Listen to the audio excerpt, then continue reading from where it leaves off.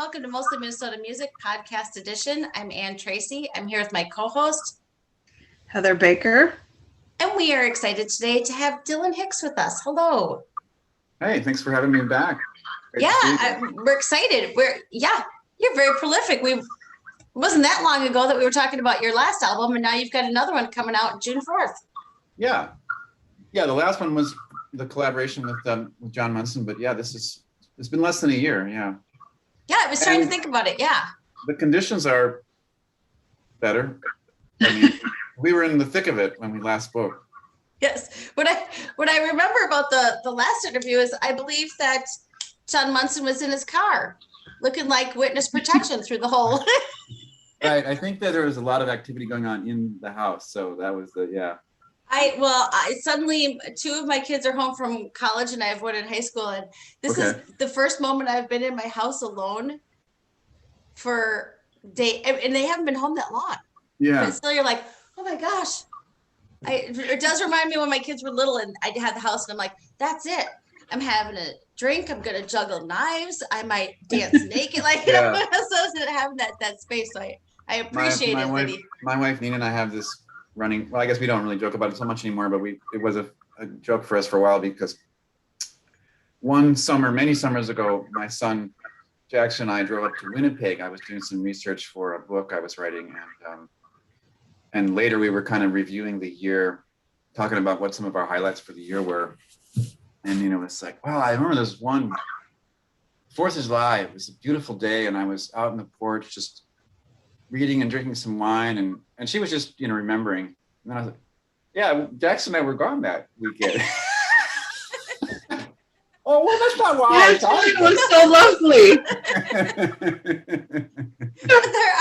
there are times. Well, and ironic, my kids go to school in Winnipeg, so I have two of them I have not seen in a year and a half since before the pandemic. Okay, yeah. I missed them.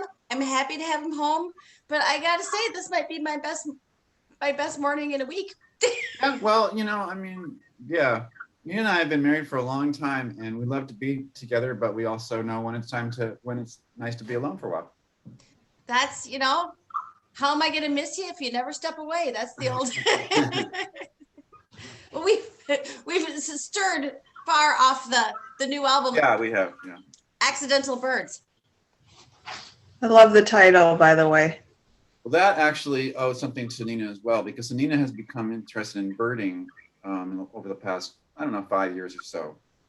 So she'll take she does a lot of that just around here. She'll go out, particularly during this time of year, to see the migrating birds. And then she'll see in the winter, she'll drive up to see owls or to attempt to see owls. But she's also gone a little further afield to try to photograph birds. And anyway, an accidental bird is a bird who has been blown off course, for instance, either by winds or through inexperience, like a younger bird, or sometimes a bird will land on a cargo ship and then find itself in a place that's not part of its normal habitat. So they call them accidental birds when they're far from their usual spaces, their usual domains, and sometimes threatened because they don't have their normal food supply. And usually they're isolated, they're alone. So somehow I thought, I like the phrase, but I thought maybe some of the characters were kind of a little bit, the metaphor sort of applied. After I came up with the title, I realized that it's been used in other books, and it's not, I wasn't the first to arrive at this metaphorically, but I still liked it. I love the backstory of it. We had an accidental bird here, and all of a sudden birders were all around the neighborhood chasing this one. And I can't remember what type of bird is it, because I'm not a birder, but I thought that's amazing. That sounds familiar. Yeah, because she's part of a network, of other enthusiasts. So if someone says, "Oh, I saw the Delvecchian orange feathered, sparkle beaked, warbler." Bedazzled, beaked. Yeah, hasn't been seen in Minnesota since 1972. That's a disputed sighting. They're in their cars and 16 people will be in someone's yard. What are you doing here? That's exactly what happens to our neighbor. And right.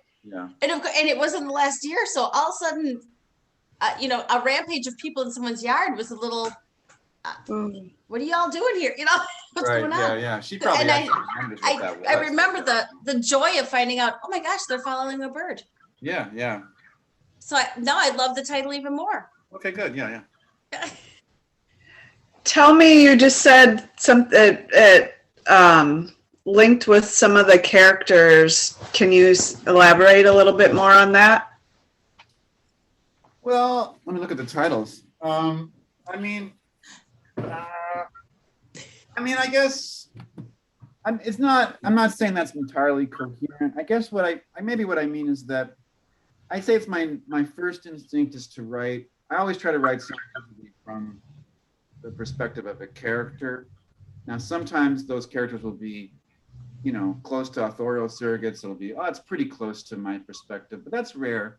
Usually I'm thinking about a character and sort of someone who's not me. And I guess I'm most drawn to people who are struggling or suffering or trying to understand things. I like the songs to include some wit and to some levity, but I feel most drawn to trying to do whatever I can to kind of articulate the experiences of people who are either in crisis or feel somehow,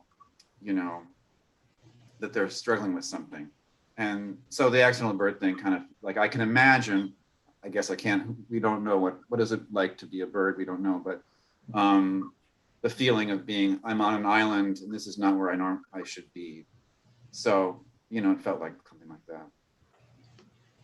Well, even when you just said being isolated and not being able to have the food supplies or whatever, I'm thinking toilet paper, whatever, Right. Well, yeah, I think that so I wrote about, should I just go ahead and describe some of the origins of this record? Yeah. So I had been writing some songs. I had a small handful of songs that I'd written early part of 2020, maybe 3 or 4. And I sort of had some ideas about maybe going in to record those. And that plan was scotched when COVID really hit the States. And then in the first, between March and August or something, I was writing periodically, and then I wouldn't be able to write. And then around the election, that relieved a lot of anxiety. Obviously there's many reasons to continue to be anxious and angry, and I don't mean to think that was the end of the problems, of course, but it was so tense leading up to the election. I don't know, I'm sure you felt that too. Mm-hmm.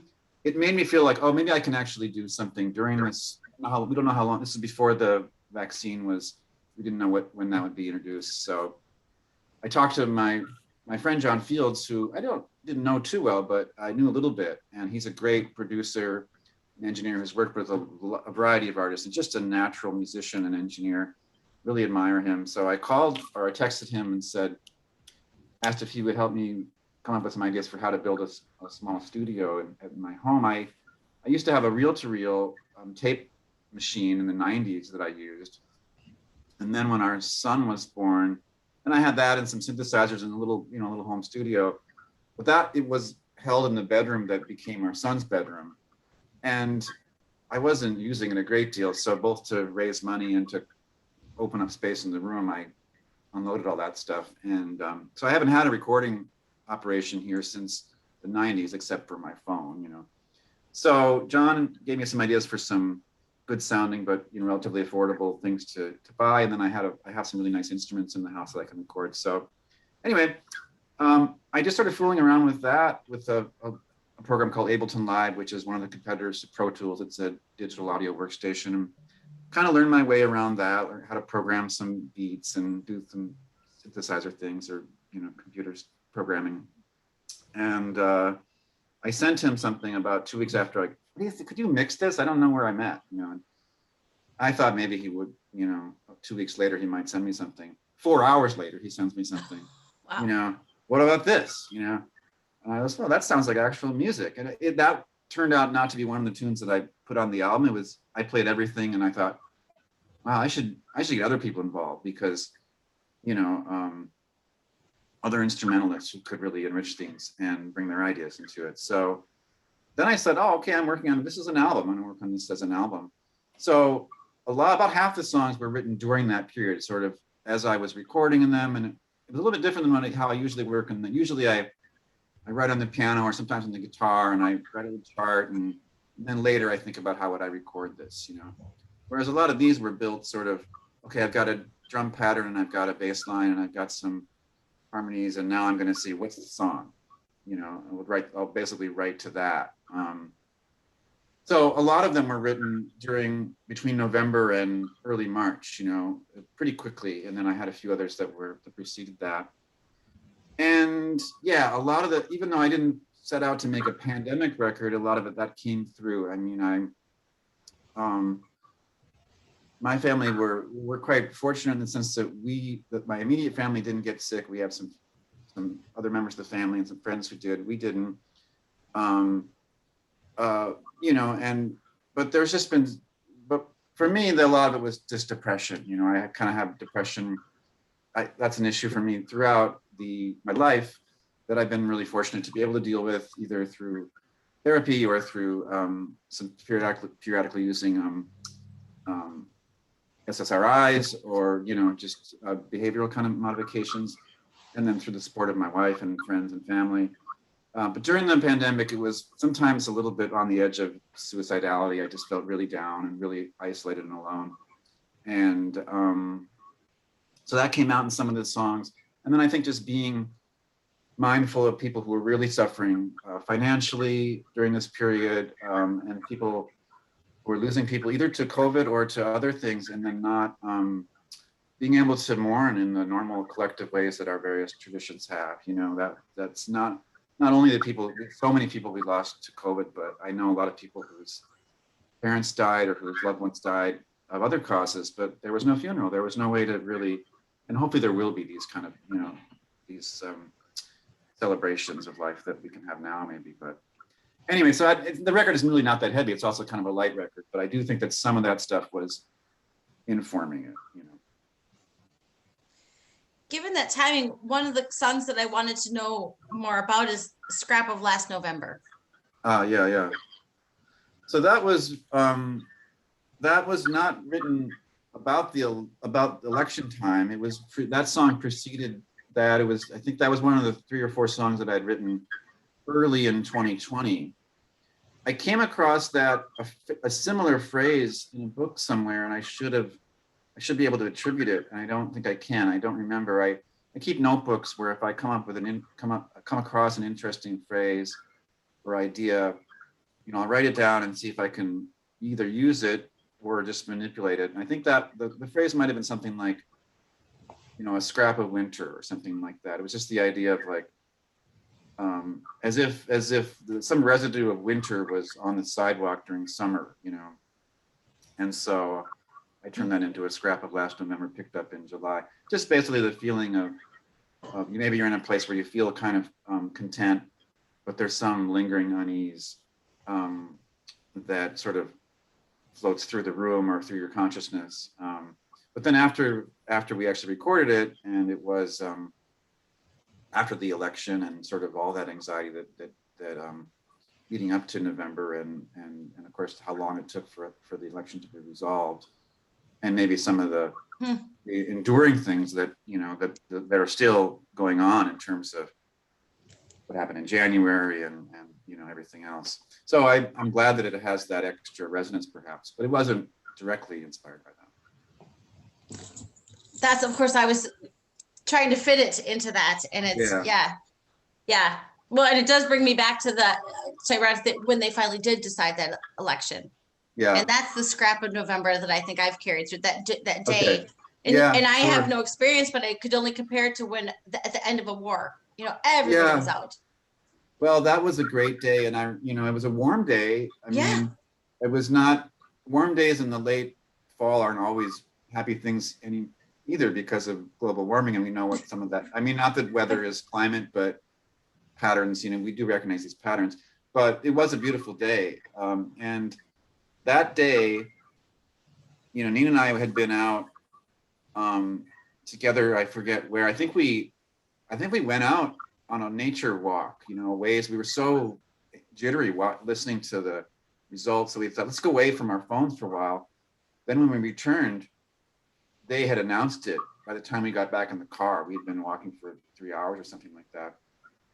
And then, so that felt great. And then that afternoon, I rode my bike to see a yard performance that was by a trio, one of whose members is this young bass player named Charlie Lincoln, who's on a lot of this record. I think he's probably 24, and he's a composer as well as an upright and electric bass player, and a great guy, and really, I think, just an exciting musician. So he was playing in a yard, I think it was his parents' yard, with a great trio.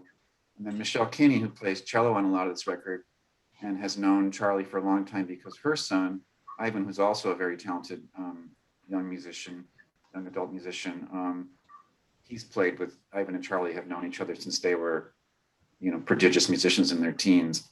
So Michelle was there, and we were watching the music, and it was a real joyful experience. And it was kind of fun to be with these two people who, in the end, would be pretty important to making I think at the time I knew we were working on this, but we hadn't quite made it. So that sticks with me as a memory too. I was going to say, you have an impressive lineup of fellow musicians. The list was on and on and on and on. Yeah.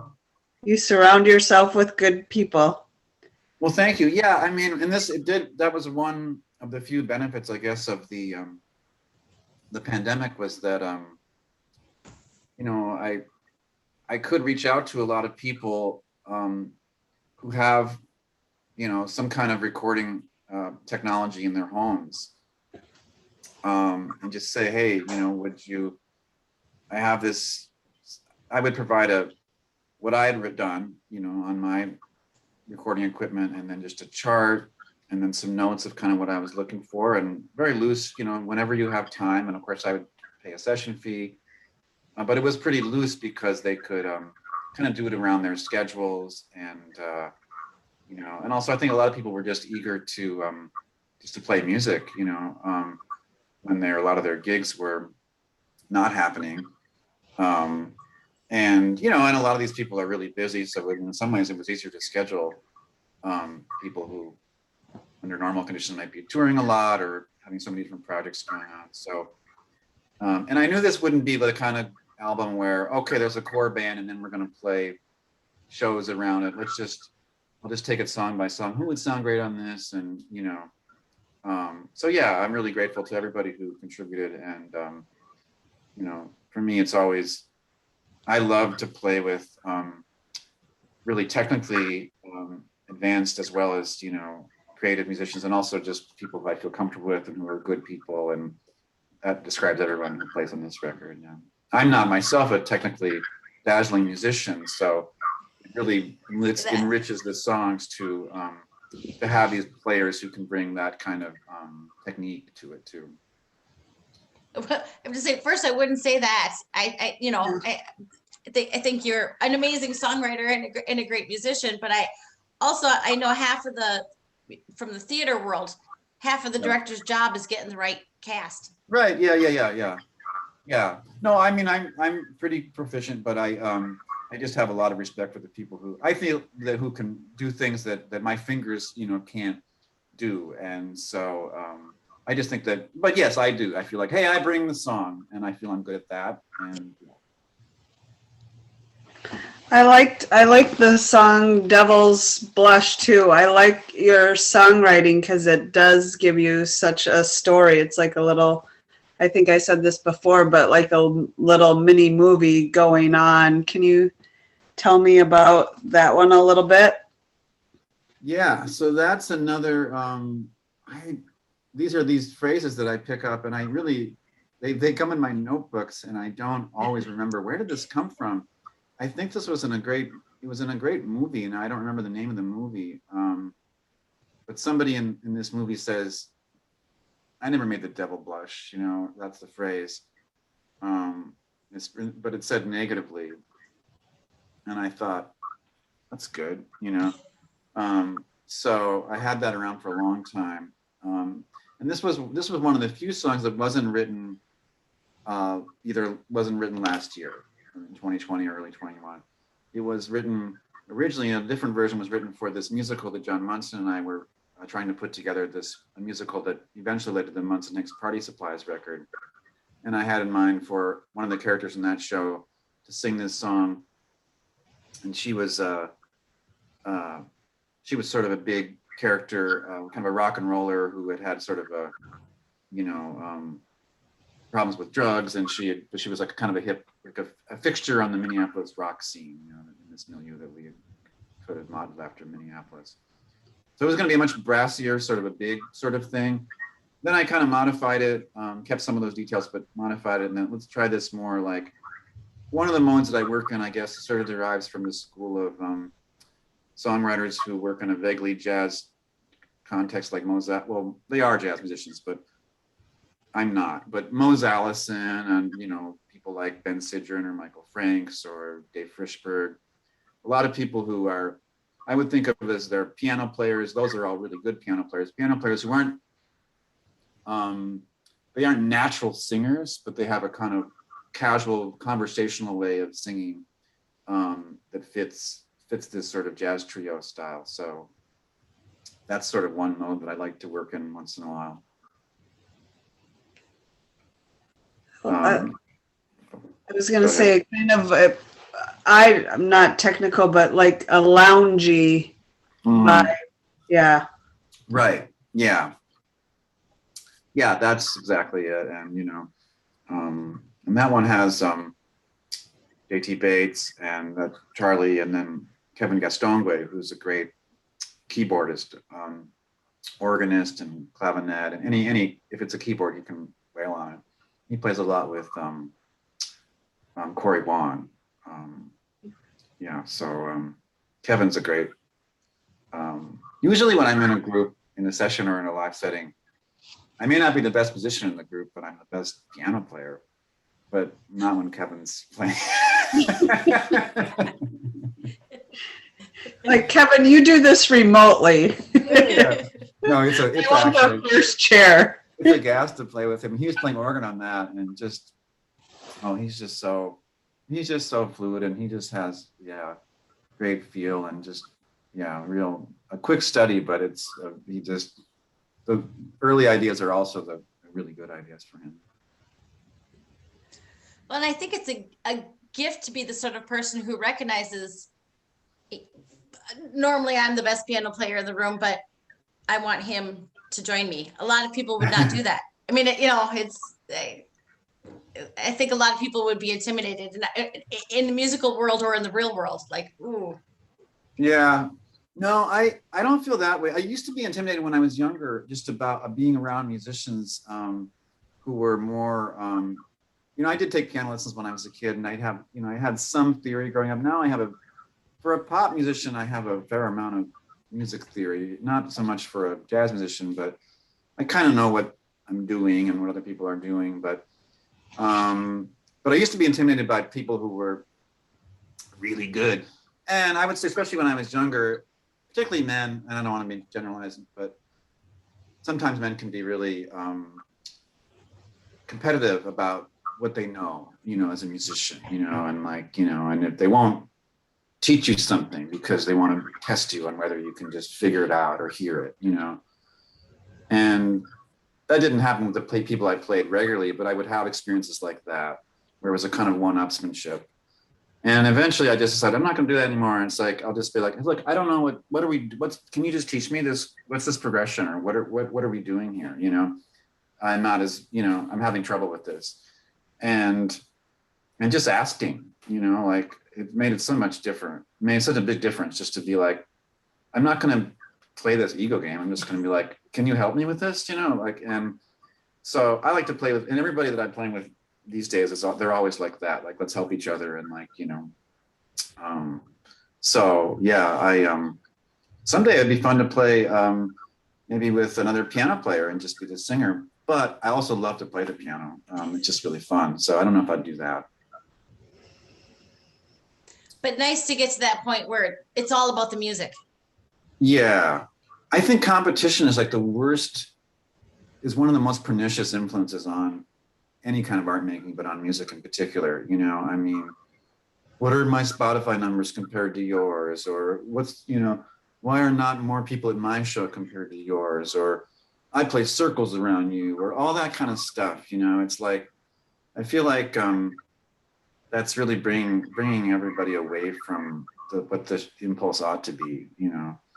And all this stuff about proficiency, I mean, there's so much great music that's played by people who are not technically proficient. A lot of the music that's dear to me is is by people who just have these wonderful ideas and expressiveness, and they might not be technically adept singers or players, but they just have, you know, they're great musicians. So, you know, and I think the real musicians always understand that, you know, whether it's a virtuoso or a really self-taught person, anybody can make great music. It makes me think the Ramones. You know, I don't know if their range was great, but I'll listen to them all day long. You know, yeah, right. You listen, Willie Nelson. I could listen to him all day long. I could listen to the stuff he puts out now. His voice is not what it was, and his voice was, right. You know, he's never going to do an opera. No. Yeah, and he is a great musician. I mean, as a guitarist and singer. But you're right. He doesn't. It's still something about him. Like, he's one of these people who. He knows how to use the voice he has now. Yeah. You know, I don't know if you guys have heard this most recent record by Tom Jones, you know, the Welsh singer. But I know, yeah.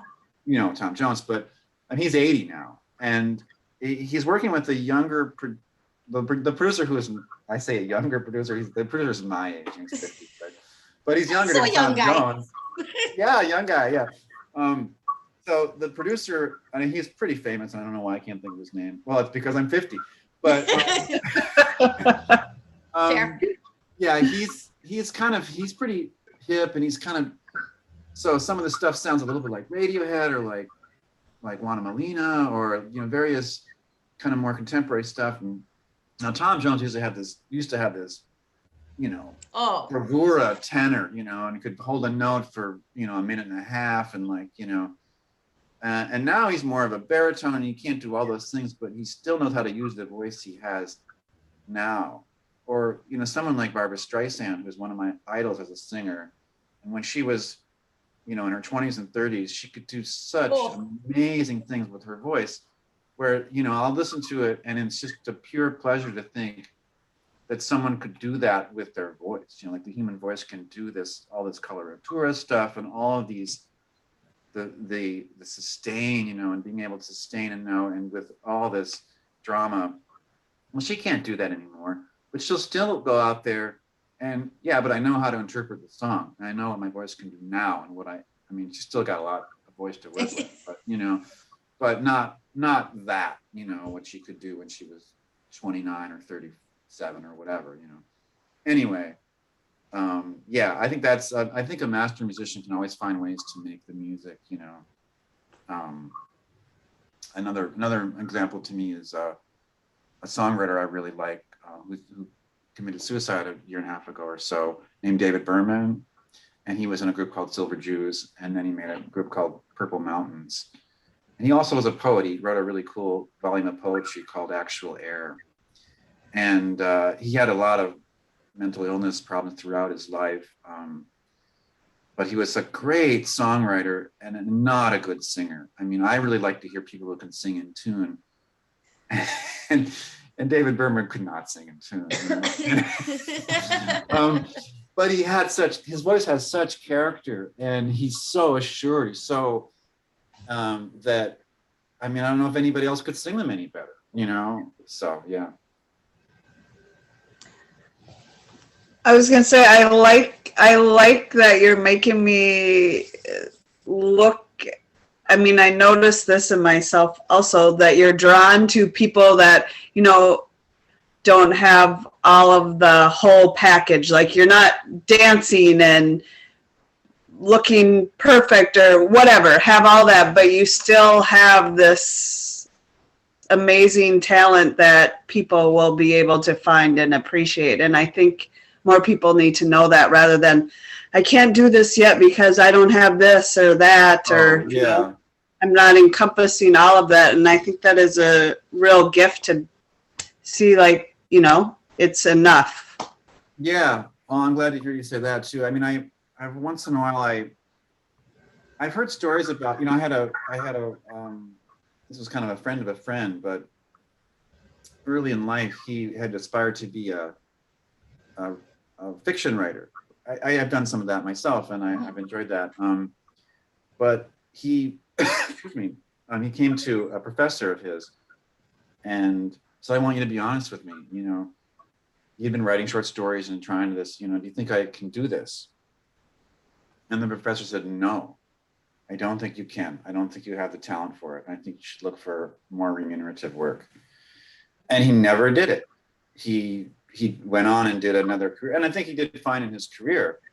But he took that, and I just thought, that's immoral. I don't think you should ever do that to a young person. I feel like I would much rather encourage people, and, you know, I don't know. I thought that really made me sad when I heard that he had that experience, because I think, you know, and I think for me, if someone had listened to my music when I was 20, and I was making music in public when I was 20, and it was not terribly good, you know, I mean, there was some charm to it, but it wasn't really, I was learning how to do it at the time, you know, and I was lucky to play with some good musicians too, that helped. But as a songwriter and a band leader, I just was only learning. So I feel like I'm a slow learner. I feel like I started to get pretty good at this when I was in my 40s, particularly. I like some of the younger stuff too, but I feel more confident now. So I always think that, and when I've led workshops, as in writing workshops, I always try to, you know, do what I can to maybe say, maybe this needs more clarity, or this, you know, I don't think you've quite expressed this the way you want to. But I always try to be encouraging, because I think that the process of creating any kind of art can be so enriching emotionally. It doesn't really matter if we become validated by it publicly.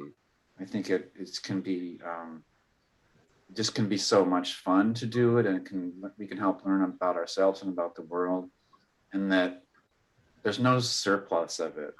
It's just do it, you know. And in a lot of ways, the challenge is try to build a life where you can find some time to do it, and also acknowledge that you might not be able to do it throughout your whole life. I think, do we all have children? I forget here. Okay, but we've all had like experiences where, like, either I'm working too much, or I'm raising kids, or there's not time.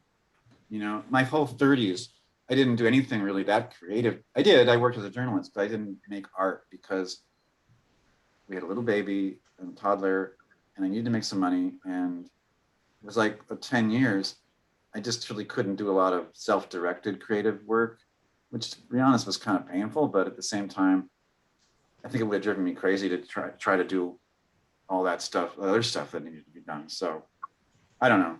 And that's another thing I think to try to tell people is, like, you might not be able to do it throughout your whole life, but you can always come, you know, sometimes middle age is a good time to come back to some of these things, because now sometimes a little bit of time is freed up. Well, and I always, for myself, I look at my 30s was, you know, that was a real investment in being able to, you know, I don't work this 14, 16-hour days anymore. Right. I don't need to. I mean, you know, Yeah. and those days, that would be a lot of, you know, probably 12 of those would be work. And then Right. with 3 kids, you know, I don't, Yeah. Oh, yeah. I don't get up at 6 a.m. anymore. No one wakes me up at 2 a.m. anymore. You know, I mean, it's just, you know, and so now it is a time when you can be a lot, but you've invested in it so that you can relax a little bit, but also you've suddenly lived a lot more. Yeah. Right.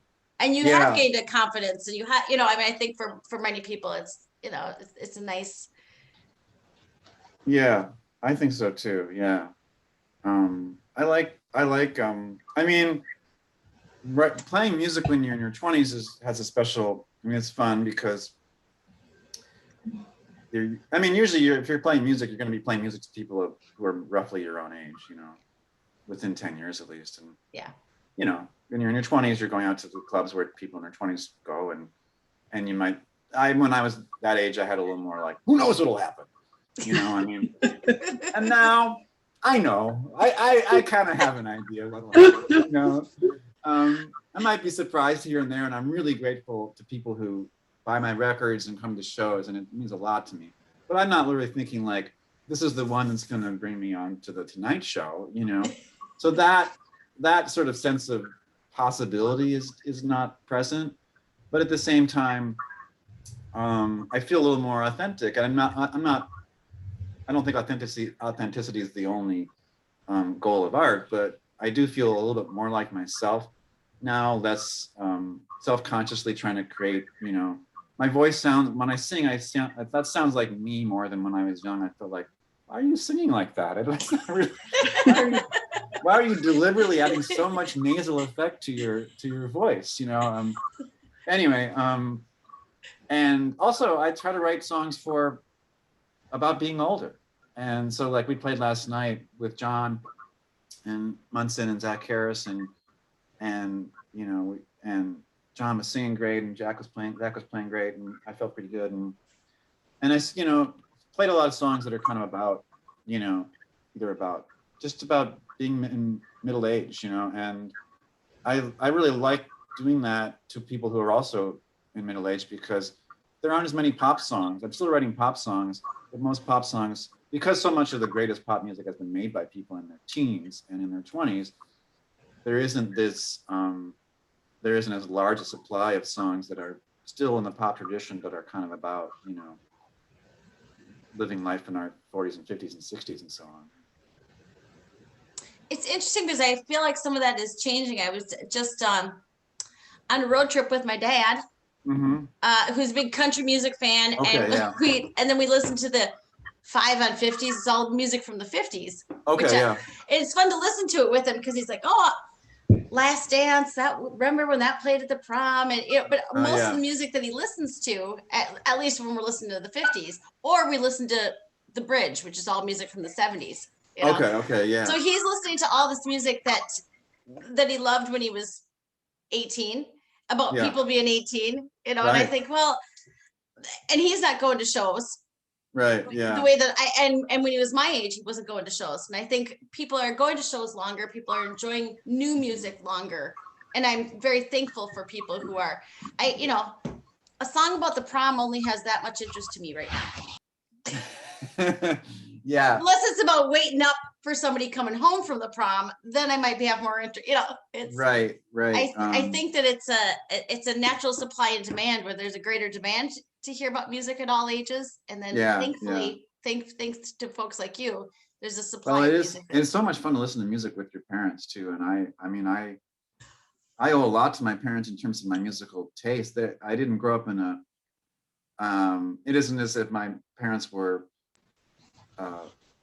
My biological parents were not serious musicians. My biological dad's not a musical at all, but he had really a lot of great records. He was born in the early 40s, and when he was in college, he was really into jazz. So he had Sonny Rollins records and Modern Jazz Quartet, Miles Davis, Dave Brubeck, of course, really popular with college kids at the time, and a lot of Oscar Peterson, a lot of cool Johnny Mathis. I have Johnny Mathis's autograph because I idolized Johnny Mathis, and I met him when I was working at the State Theater. Wow. And that was one of the records, a beautiful record called Open Fire, 2 guitars. Oh, and Johnny Mathis. He was in his 60s probably when I met him, and he has a difficult voice to age into, you know. Yeah. He doesn't have a big range, but he's got that beautiful vibrato tenor, and he was in great, you know, condition, you know. And but he was so kind too, and it was kind of fun. This is sort of private, but I was the runner for the show. So the runner is the person who does the lowliest tasks that involve making the show happen, you know. So you run to get something that they need, or you just like, you're never called by your name, you know. You know, you're like, you know, you're like pulling out all the blue M&Ms for someone. Yeah, that's what you would do. Yeah, exactly. Sometimes my job was to go into someone's dressing room and remove alcohol so they would be sober for the show. You know, and I had to sneak. It was anything that the tour manager wanted you to do. And people are stressed out because it's a stressful business, so you will be yelled at, and it's like a lot of that, but the musicians were often very gentle and kind, and Mathis was one of those. And I was backstage, and it's theatrical, so he does costume changes. So Sure. I'm back there, and Mathis he's in his underwear, he's taking off his clothes and like, putting a new outfit on, and I'm like, I can't believe it. I'm like sitting in this room with Johnny Mathis, and it was but anyway, I don't know how I got into that, but my parents, yeah. So, and my mom is a good singer. She didn't sing professionally, but she's a minister. She's a Presbyterian minister. She was ordained around the time I was graduating from high school. So she's done a little singing in church, but she's also, the ministry involves a lot of, it's writing, and it also involves public speaking, right? And she's really good at that. She's retired now, but and then growing up, she is from a big Irish Catholic family in New Jersey, and she loved early rock and roll, and like especially people like Frankie Valli, Dion DiMucci, and a lot of the doo-wop groups, Elvis Presley, and the Shirelles, and a lot of the girl groups, So I was exposed to a lot of that growing up too. And then my stepdad, who's just a bit younger, is a good guitarist. He can do a lot of the Travis picking finger style guitar and acoustic guitar, and loves folk music as well as rock and roll. My stepmother is a talented singer. So between all of them, it was a lot of music that I grew up with, from Johnny Mathis to the Byrds to the Commodores to Al Green to Peggy Lee, and so that really, and then I would read about music. I don't know. I was really lucky as a kid to be exposed to a lot of music. It is, and now you think about how you passed it on to your son. And he's so adventurous himself, so he turns me on to a lot of music as well. That's been really fun for it to be reciprocal like that. There have been things where I would make little lists. You should check this out, and he would go on Spotify or one of the streaming services and do that, and find things that he really liked. He loves the group Pavement, from the indie rock group from the '90s that I loved too when I was in my 20s. And we have a lot of things in common. But he'll also turn me on. Like there's a woman, Tierra Whack. I don't know if you've heard her. She's from Chicago. She's quite famous now, but she's a hip hop artist who kind of flirts with R&B. She's kind of in that genre that's kind of hard to pigeonhole, but she's really quite famous now. But he turned me on to her when she was on SoundCloud like 3.5 years ago. Where listen to this, Dad, and I'm like, and the first song he played from was 55 seconds long, and it like ended like, what? That's the song? It's over? Yeah, it's over. It's like, they don't have to be 3 minutes long. I'm like, yeah, I guess they don't, and but anyway, she's become one of my favorite artists. I think she's just so, to me, she's doing some of the coolest stuff. And that's, he was the one who first introduced me to her, so. You're making me think of your first track on your album. Is it Twyla Tharp? Tharp, yeah, right. Is that influenced by any type or what you were just speaking of? And side note, I loved your little clip of you dancing to. I didn't realize it was your song, but I just love to see. Yeah.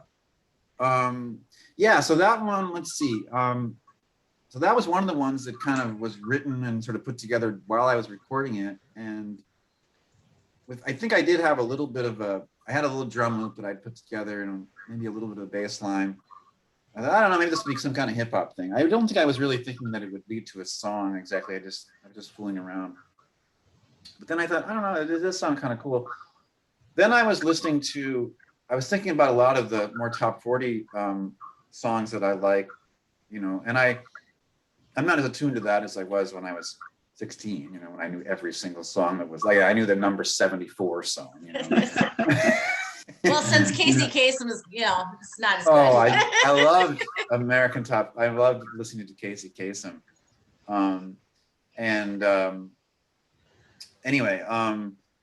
But I was listening to, like, for instance, Dua Lipa's record that came out last year, Future Nostalgia, which the song Levitating I think it's been in the top 10 for about 3.5 years now. But I really like that record, and the Harry Styles record. I don't know if you've heard the Harry Styles record, but I love that. And also, I just think he's like my fashion. Well, I was gonna say that. That's so weird that you just said that, because I could see. Okay, sorry. I can see. If I were a little younger and like could spend $5,000 on an outfit, I want whoever dresses Harry Styles to make that happen. I love he's wearing these big pleated pants. I've been wearing these kind of like, basically I dressed like Dick Van Dyke on the Dick Van Dyke show in the 60s with Mary Tyler Moore. And I've been dressing like that basically since 1992, I love it. Yeah, but he looks great in those. Anyway, so I was listening to that, some songs by The Weeknd, and I picked about 4 or 5 songs that were hits that I also really liked. And they all had some kind of minor key feel. They all had four chords, a loop of 4 chords, and no completely static harmony, but then just layers. Each part would have a new layer, on it. Now, and then they were all about 3 minutes and 20 seconds, or they were 3 minutes and 19 seconds, or they were 3 minutes and 21 seconds. But there was like, okay, this is the time they want, Anyway, I wrote down about 4 or 5 different things that these songs had in common. Now, I can't produce at that level. These people who produce these records are like, they've been doing it forever, and budgets are big, and they are geniuses at layering and using the computers. So I don't mean to say like, I could do that too.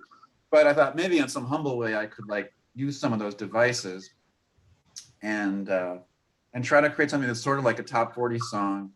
But again, it's sort of about like dancing, but we got to get home, we got to text the sitter because if we're going to dance a little bit more, and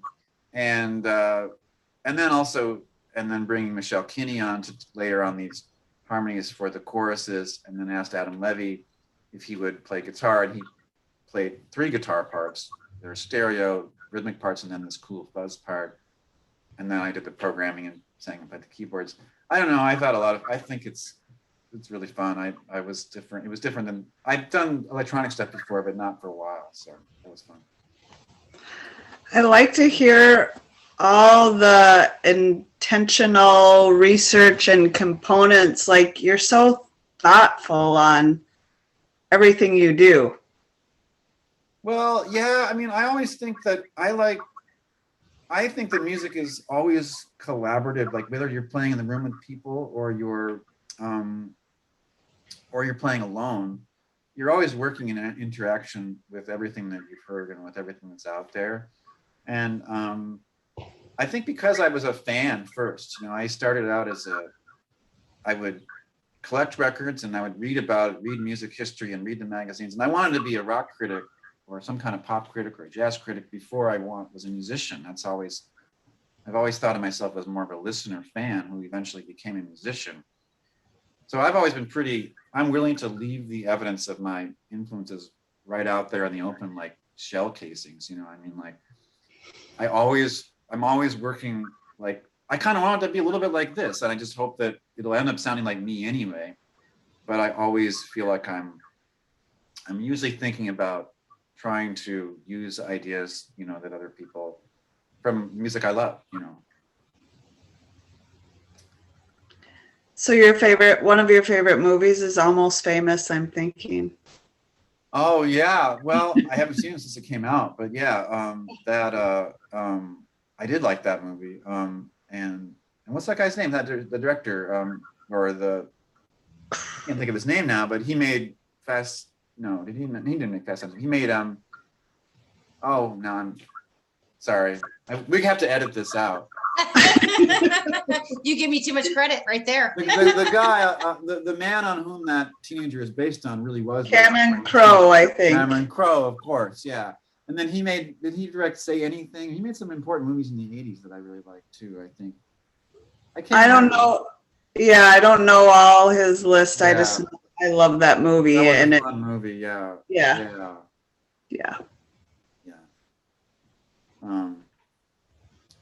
Yeah,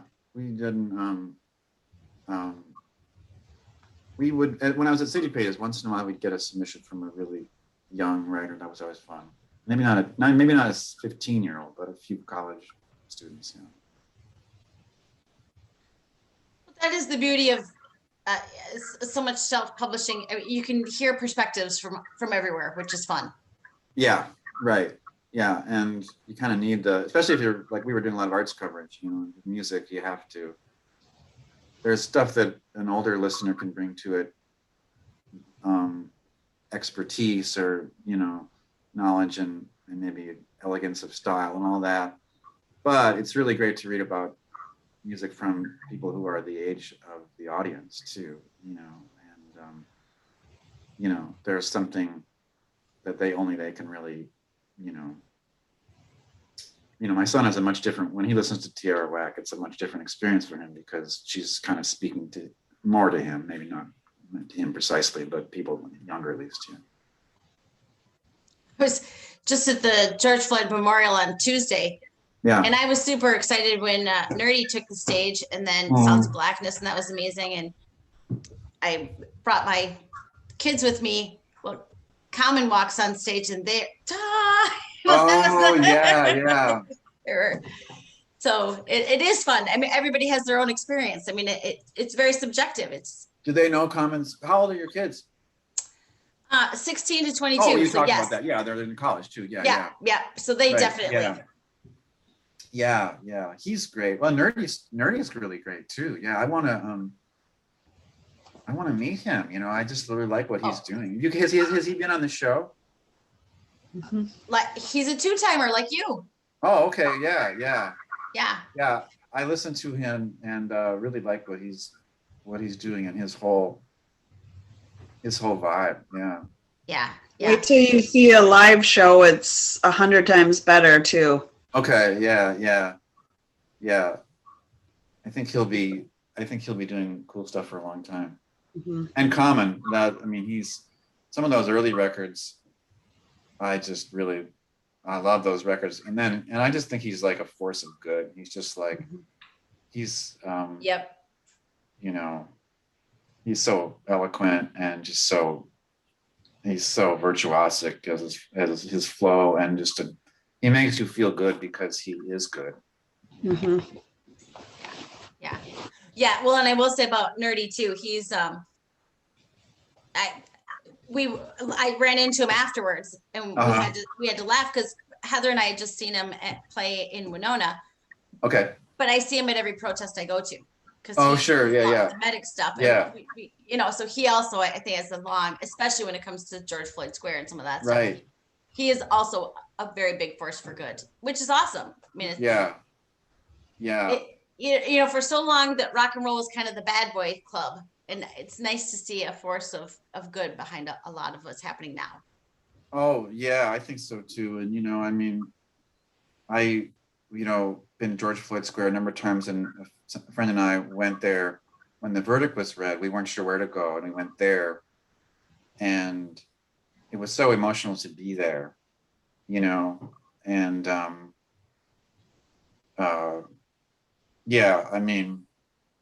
I think this period, it really, and I think that, I don't know, it's just, for me too, we talk about music and influence. As everybody knows, my music is largely indebted to Black American music that might not be as recognizable as it is when you're listening to, somebody like Michael McDonald or Harry Styles or somebody who really, has an R&B style voice. But most of my music really comes from Black American music. And if it doesn't, it comes from other, people of European ancestry who have themselves been influenced by Black music. So it's really, I think a lot of white musicians are starting to kind of, be better at acknowledging that and trying to figure out, what can we, I don't know, we're like not leading anywhere with this, but I just think it's important to, and I think some musicians who like earn more money in their music are starting to think about ways to redistribute some of that. I don't really make money on my music. I haven't done that much of that, but it's nice just to recognize the influences in people, yeah, yeah. And always just keep navigating, like, well, is this for me, or yeah, I don't know. Just keep thinking about it at least. Yeah. So the conversation has gone in so many awesome directions. I wanted to ask a little bit about the song 2059. Okay. Did it not make you nervous to talk about a year when you might die, even though it's really far off? Well, I mean, so that song, I kind of mentioned that, I had some trouble with depression over this past year. That's something, I've had some trouble with since I was, I'd say, young adult, maybe a little bit in my teens, but mainly as a young adult. And, for a long time, I sort of defined myself in that way. Like, I'm a depressive, that's part of my character or something like that. I think in a way I kind of romanticized it, like, of course I am, because I'm an artist, and then I started to kind of back away from that, because I felt like that was only aggravating the problem. It was becoming like this self-conception that I thought, like, that's so integral to how I am, that I was sort of attached to it, So I tried to kind of think about, it's not something that doesn't have to be defining, but at the same time, I've tried to acknowledge that it's always going to be there. I'm going to have these, mood swings, and I'm going to feel sad and have these periods of melancholy and everything. So this year was hard, I think, because for me, a lot of my social life is my wife Nina and I have this really harmonious and really, really loving relationship where we're able to be really honest with one another about everything. And a lot of my social needs are met through Nina and my son Jackson. And then I have a good relationship with my parents. And then I have a lot of friends, a lot of good friends, but a lot of acquaintances. This is a long way of saying, I don't have a lot of, I think probably a lot of, like a lot of men, I don't have a lot of intimate male friendships, and I know that's true of women too, but I think that a lot of my women friends have better, closer, long-term friendships where you can really talk about anything on the phone or whatever. I don't have a lot of that. So I think a lot of my social needs are met just by being out in the world. Like, oh, I go to this nightclub and I see this person. We're not close friends, but we talk for 10 minutes and we feel good about each other because we're nice to each other, and we hear what we're doing. And then you go to the record store and you talk a little bit. And so the pandemic I just started to feel pretty isolated because all of that was gone. All of that casual day-to-day, interaction that I realized was really sustaining was not happening, because, so anyway, there definitely were periods where I just felt like really, really down, and kind of like I had these recurring images of wanting to jump off a bridge, and so that's kind of how I tried to write that song, was trying to write a song that sort of captures the moment of feeling coming out of that, which now that I've gone through this for a long time, I don't want to be like, lots of people have suffered a lot more than I have with depression. I feel fortunate that I haven't, but when you're in the thick of it, the thing that I've learned, at least for me, and unfortunately it's not true for everybody, is that, I bet you in 4 days I'm going to feel different. And so now I have to, how do I get through these 4 days? And how do I think, good thoughts now, and do the things that are going to slowly get me to that place, where you're like, I don't know why I was thinking that, I don't feel that way at all. I don't want to jump off a bridge, So the chorus is just like, that, my wife and I could be together plausibly until that date. It's a reasonable life expectancy. And and as you say, you never smoked, so it's right. Yeah, I was never a smoker. So anyway, yeah. So that was that's kind of where that came from. It could be a little more. It's not as explicit, all the lyrics, but it kind of felt like the way to approach it.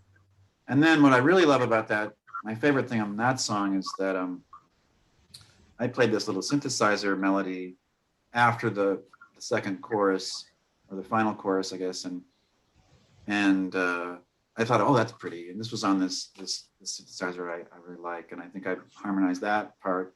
And then I sent it to Zach Harris, the guitarist, who then layered 4 more harmonies on that. And then sent it to Michelle Kinney, the cellist, who layered like 2 or 3 more harmonies on it.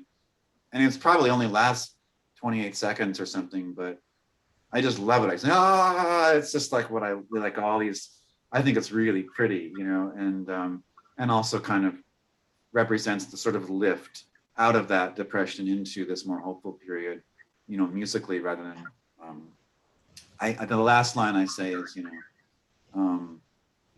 it's not implausible. And then these melodies and harmonies emerge. And so that's for me, one of the highlights of the record. Kind of a sonic, those interactions that I think that we all miss. I you know, I miss the 2 seconds of chat while I'm, you know, buying my Diet Coke at the SA down the street. You know, it's just those, it's, you know, those little interactions that person knows very deeply this much of you. Right. You know? Yeah. And there's something super comforting of it, but then to have the sharing the chords with everyone, it gets all of those little interactions into the one sound. Right. I think, you know, it's been, we just played last night. I had a really good time. This was more with the Munson Hicks repertoire, you know, that was focused on that. And it was outside, you know. Yeah. It was really, I just feel like, and I've seen some performances now that I've been vaccinated, you know, fully vaccinated for maybe 6 weeks or so. I think that a lot of people were acknowledging how much suffering the world has endured over the past year, whether it's the illness and grieving, or whether it's anger over, you know, racial injustice, police violence, gender injustice, environmental destruction, everything else that's ongoing as well. Yeah. I think we need to really be honest about that. This is traumatic, you know, and even like those of us who feel like I was really fortunate during this period relative to what people have endured. Still, there's some trauma, you know. At the same time, I feel like it's joyful to be out there, for me at least. And I feel that with people, that they're really grateful just to be with one another, you know. And I guess that can't last forever, but I hope that we can acknowledge what we've been through, but also I'll also savor this a bit too, this feeling like we are together again, and maybe we can sort of reinvent some of the things, you know, in a new way. But I think just being together, and whether it's listening to music or going to a gallery or having dinner with, you know, friends inside or whatever it is, you know, I don't know. I just feel like there's a spirit that is really, I'm really trying to relish, because, you know, it's not trivial. It's not frivolous. It's not like, hey, we're having a great time. It's like, you know. But it's nice to have the shared energy of people, and to get out, like when you said get out of your head if you're in the low before the 4 days, to get out of the perspective and share the higher energy with people. Right. Yeah. Right. It feels like a deeper kind of joy, you know, than a New Year's Eve, you know, joy. Yeah. And playing music probably just adds another layer of magical sprinkled happiness on top of it too. I think so. Yeah. Doesn't always do that, you know, but when it, like sometimes I have experiences in playing music live where I'm like, it's not happening. I can't get this to work, you know, but then when it does work, it is one of the great feelings, you know. Do you have a few more shows coming up, I think, right, too? Yeah, so we have a few, we did a show as the Munson Hicks, the sort of the 4-piece with Richard Mennick, who's a great drummer and plays on that record, and the Add Out record of mine too. We did that a couple weeks ago. Last night we did a trio thing. We've got a couple more trio sort of neighborhood shows. Probably best to look at my website because I can't remember them all right now. And some of them are private. They're in someone's home and they're not things I'm being asked to promote, because they're more like come to our yard. And then we're doing something. So there are a few things this summer, pretty low key. And then we're going to play, at least John and I, I'm not sure if Zach will be part of that, but I hope so. I don't know if he can, but John puts together this festival at Camp du Nord, which is up north. Kind of by Ely and that kind of area. And a lot of great musicians play there every year, and we'll be part of that in the late which is the holiday that ends the summer. Labor Day, Memorial Day. Labor Day, okay, yeah. Labor Day Yeah. Memorial Day is this weekend is Memorial Weekend, and then this weekend Memorial. Okay, thank you. Yeah, I do that too. It's not as bad as I was on the phone with a friend, I don't know, a month ago or so, and I was like, we were talking, and I don't know why this came up, but I was like, yeah, well, what's that part of the anatomy that on one's neck that Tom Petty has a pronounced version of? And he's like, Adam's apple? Yes, Adam's apple. That's it. That's just it. Like there's this really obscure, I remember this from, human biology, but it's way in the recesses of my memory. Yeah. Anyway, yeah. And then I'm trying to line up something for November. I'm going back and forth trying to firm up a date. I think that will be a show with Michelle and Charlie and Peter Hennig and Zach and Christopher Thompson. We're trying to do this 6-piece thing that would be we'd play some of these songs from this new record and then some other songs I'm working on, and just as a kind of a different project. I mean, it's still me, but it would be just sort of a different configuration. I'm not really doing a big release party around this album, or because like you said before, there are 3,000 musicians on it, so who plays it? And so this would be a way to kind of play some of that music as well. And so I'm looking forward to doing that as well, and then continuing to play with John and that group. And also with Lucy Michelle, I've been doing a little bit of side person work, and so hopefully she'll get back out there again, and then trying to do some solo shows as well, and kind of work on mostly I like to write for a group, and there's parts and there's a drummer, but trying to build a sort of repertoire of songs that work just fine alone. And that's an economical way to perform sometimes too. So a lot of shows, not a worldwide tour. It's not time for a World War II yet. Yeah, we're happy I don't to have know if you it play will here. be. I don't know if it will be.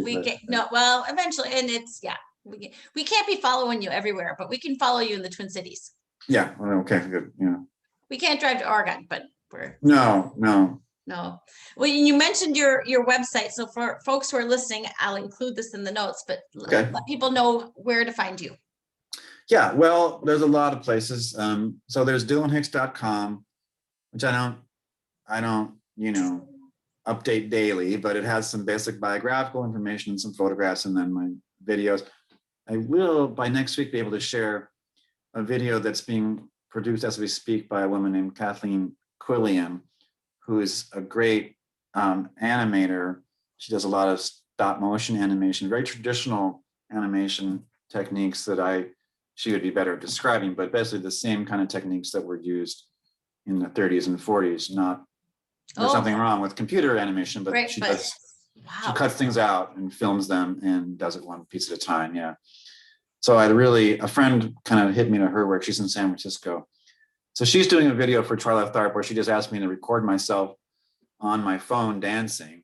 And in fact, that clip from Instagram is what she asked me to, is part of what she asked me to do. Anyway, cool. That'll be there. And then Spotify, I'm on Spotify if you listen that way. That's just fine. And I did a big playlist on Spotify of it's 18 hours of music. I'm going to add a few more songs when the whole album is on Spotify, because then I'm going to trick people into listening to half my record. Nice. It has a lot of songs that I love. and could find on Spotify. So that's a fun place to go. And then my main sort of commercial site is the Bandcamp site. If you do Dylan Hicks Bandcamp, that's how I sell CDs and LPs and whatever directly to people and then ship them out. Nice. Well, good. Well, I'll include those in the notes, but that's fantastic because that's, yeah. Well, and we should say that the release for Accidental Birds is June 4th. Yeah, that's this coming Friday. Well, I don't know when this is going to air, but it'll in an hour. Oh, okay. There you go. It'll air in an hour. Yes. But pro tip: people might be able to find it on your website now. Yeah. You can preview it on Bandcamp, and if you order it today or tomorrow, I'll just go to the post office on Monday, and you'll probably have it by Thursday. So. Nice. That's fantastic. Not strictly enforced, and then I'll them over to Electric Fetus and some of those stores this week too, and they'll have it by Friday. So, yeah. There's a funny sign of the times where I'm like, oh, that's awesome. You get to put it in the record stores. The record stores again are, Yeah, well, we put I have the Munson Hicks record over there too. I went there with Mass during the pandemic, and boy, that's I love going there. I'm so glad they've survived. Even if they have to sell a lot of calendars and paraphernalia to keep going, they still have a lot of music, and a lot of the people there have been there since the 90s. So, I consider them friends. So yeah. And there's a lot of great stores that I'll go to Barely Brothers, and well, I don't want to forget the names, but lots of stores. No. Well, and I always think a good record store worker is like a librarian. They'll find you what you want, and they'll make recommendations for what what you didn't know you wanted. Yeah, I was just talking about that because I'm on Spotify a lot. I was on Spotify a lot, making this playlist that I just mentioned, and I it's true that musicians don't make a lot of money on Spotify. Like in order for me to make the same amount of money that I make if you just buy a CD, you'd have to listen to my album, I think 500 times. Wow. That's It's a lot. And I mean, I feel proud of this record and my other records, but I don't know if it's a 500 times. 500 is a lot. I think you should move on to some other music. Yeah. But anyway, I do love that any people all over the world can hear it instantly, and that's great. But on Spotify, the recommendations are always and the more information they have, and the smarter the algorithm gets, the more narrow the recommendations are. The sort of, they're not always recommendations, they'll just be like people who like A also like B. Also like, yeah. But it's always everybody at the same age. Like if you like Tori Amos, you will also like Kate Bush and Sarah McLachlan. Yeah. You won't like any men, or whatever, Yeah. It's always like that. Or if you like James Taylor, you will also like Jackson Brown. You won't like, it's everything is the same. It's always the same age, same everything. Whereas I always like it when like a record store, someone might say, oh, if you like Elliott Smith, maybe you'd like Chet Baker, because you like something about fragility, and you like something about being kind of on the edge of society, and like have kind of music that sort of whispers, but it's also sophisticated, and that's the stuff that I got a lot from critics and record store people and musicians. That kind of like, if you like this, you might like this thing that's completely different and yet has these qualities that are in line with it. That's why the algorithms cannot replace people. Yeah, right. Thank God for it. Yeah, right. Thanks. Yes. Well, this has been awesome. Heather has some dogs that are bigger than my kids, and I'm thinking she has a dog issue, and that's maybe why we've lost her there. But that's. Should we wait for her to? Or can you edit? Should we wait for her to return, or just? Well, we might just. Yeah. So I'm just gonna say, Dylan, thank you. It was a joy to listen to the album, and a joy to talk to you. Well, thank you, and to Heather as well. Yeah. And and she'll hear this, I guess, later when you're in post production. Yeah. But thank you, and really thanks for doing this show. And I tune into the other interviews that you do too as well, and it's really cool because well, yes, you can see I don't have trouble like talking, but like kind of an artist sort of on my level doesn't often have a chance to talk at length about the work, and I think that's true of a lot of the guests you have on. Maybe we get a chance to interview for a minute and a half, but to talk about the stuff at length it's a real luxury. And so I appreciate what you do as interviewers and for the local music scene and the art scene. Thank you. Yeah, it's one of the COVID silver linings, because we used to be on the radio and then we would talk to people for 10 or 15 minutes, and you'd learn a little bit, but it's really been a joy to get to know people and to hear more about the music. Just even the idea of just the accidental birds, just to hear the whole backstory of that is fascinating. Every aspect. And then who doesn't want to hear about Johnny Mathis in his underwear? That's just a bonus. Yeah, I wonder if I should not have revealed. I mean, well, chances are wasn't that. I guess I should paint the picture a little bit more. Like his dressing room was open. It wasn't like. Oh no, I didn't. It didn't seem untoward at all. It just seemed like he just was busy. It's like he had 2 minutes for the costume change. Oh no, we're all. I just was sort of starstruck and just felt like I was part of show business. Absolutely. Yeah. Absolutely. Yeah, he's on that note. Yeah. Thank you. Thank you.